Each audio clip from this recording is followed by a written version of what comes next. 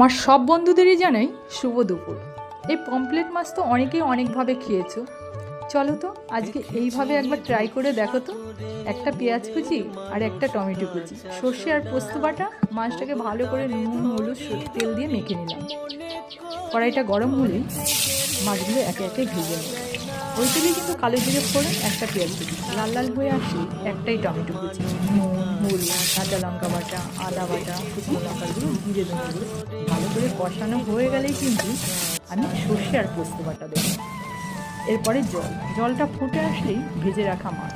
আচ্ছা, কার কার প্রিয় এই মাছটা তারা কিন্তু অবশ্যই কমেন্টে জানাবেন। আর একবার কিন্তু অবশ্যই ট্রাই করবে। ধনে পাতা ছড়িয়ে দিলেই ব্যাস রেডি হয়ে গেল। দাঁড়াও, ভিডিওটা উল্টে দিচ্ছ কেন? পুরোটা দেখে যাও, পাতে কী কী পড়লো। সর্ষে ফোড়ন দিয়ে লাউ, যুক্তি ফুল বেগুন দিয়ে ভাজা, মাছ ভাজা, বড়া ভাজা। কি কার কার এই মেনুটা পছন্দ তারা কিন্তু অবশ্যই